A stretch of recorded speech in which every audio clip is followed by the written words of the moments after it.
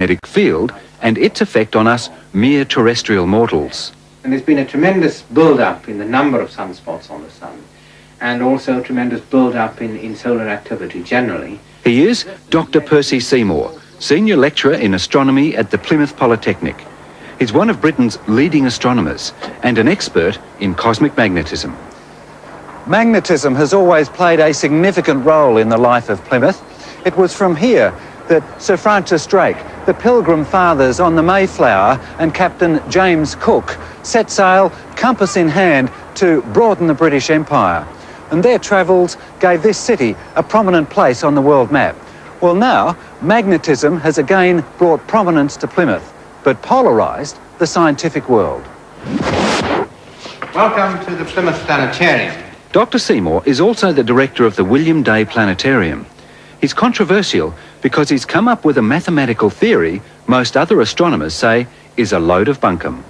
The positions of the planets at the birth, at the natural birth of a child, can label the inherited genetic characteristics of that child. If that sounds a little familiar, what the good doctor is proposing is a scientific basis for the ancient practice of astrology. He believes it's not magical or mystical, but magnetic. But before we continue, let's just clarify one aspect of the theory. It doesn't really provide any basis for predictive astrology, saying that on such and such a day, you are going to meet someone who's going to play a very big part in your life. I do not see my theory as providing a basis for that type of astrology. You have a series of biological clocks in the fetus that are genetically inherited, and basically the magnetic field of Earth, which carries information on planetary, solar, and lunar positions, are synchronizing these clocks and causing the countdown to birth, telling the baby when it ought to come into the world. Taken step by step, the theory does seem logical enough. The sun itself has a huge magnetic field which is influenced by the alignment of the planets. It consumes more than 1 million tons of its own matter every second in an ongoing fusion reaction, and that creates a wind which blows throughout the solar system. While the Earth's own blanket of magnetism deflects the solar wind, its strength is changed by it. Those changes influence many beings on Earth. Ocean-dwelling bacteria use the field in their search for food, and birds and fish use it to navigate. So why not human behaviour as well? The theory is actually a mathematical theory. It involves the mathematics of resonance, and resonance tells us that very small effects can have large consequences if there is a tuning between the force and the agency on which it is acting. Dr. Seymour's theory has 3 parts to it. Let me show you. First of all, the alignment of the planets affects solar activity. That activity on the surface of the sun then influences the Earth's magnetic field. And finally, that magnetic field and changes to it affects the fetus to determine the moment of birth. The notion that we receive messages while in the womb is backed up by the work of French psychologist Michel Gauquelin. Over the last 30 years, Gauquelin's compared the exact birth times of thousands of professionals with the positions of the planets, and has proved that the positions of Mars, Venus, Saturn and Jupiter, for example, correspond with 9 personality traits.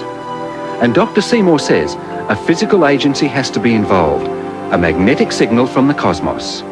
If a child was born on that point on the surface of the Earth, then for that child the sun would just be setting. So the child is being born at sunset. Now if in addition Saturn was in that position,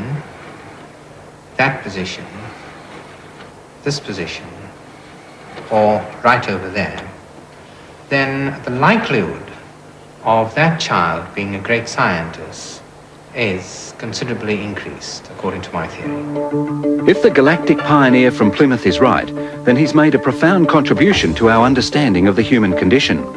But rather than a claim, Dr. Seymour has found himself alone in a very large universe. Astrologers think he's trying to debunk their craft, and astronomers, of course, are skeptical of anything to do with astrology.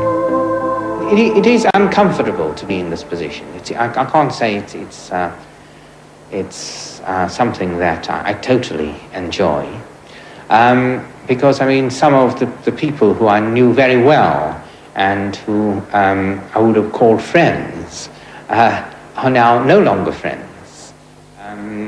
The Secretary General of the International Astronomical Union, Dr. McNally, was interviewed by Omni, and he knows me very well. We have had many dealings over the years, and his reaction was that I think Percy's flipped his lid, and I wouldn't follow him anywhere.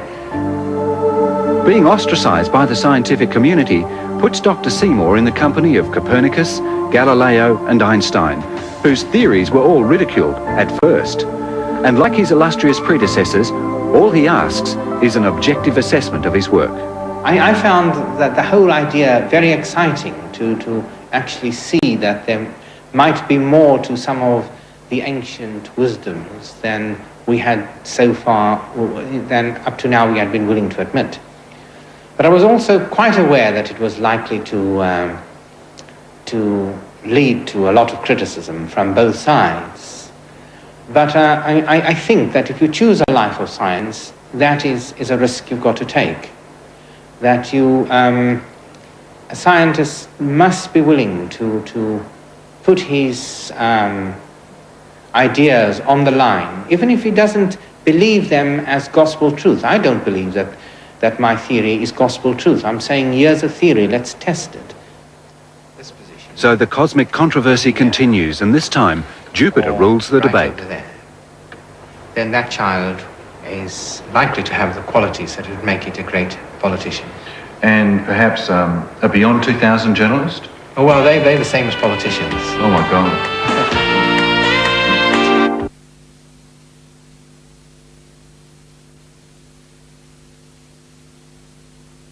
To run across this stage, and Laurence Olivier was here. It's Laurence Olivier's Othello, and I spoke the wrong lines. I came on as a messenger, and I spoke Iago's lines instead. He chose to audition a scene from Othello, the very play Olivier was performing at the time. Whether it was Antony's talent or audacity that impressed Olivier isn't clear, but at age 29, he won a place in the most prestigious theater company in the world. Although he has continued to work successfully in theater over the years, he doesn't have the traditional English actor's appetite for the stage. Early on, he found greener pastures in Hollywood. Would you say, Father, that I have the makings of a king? Splendid king. A won't trade off His first film was a big one.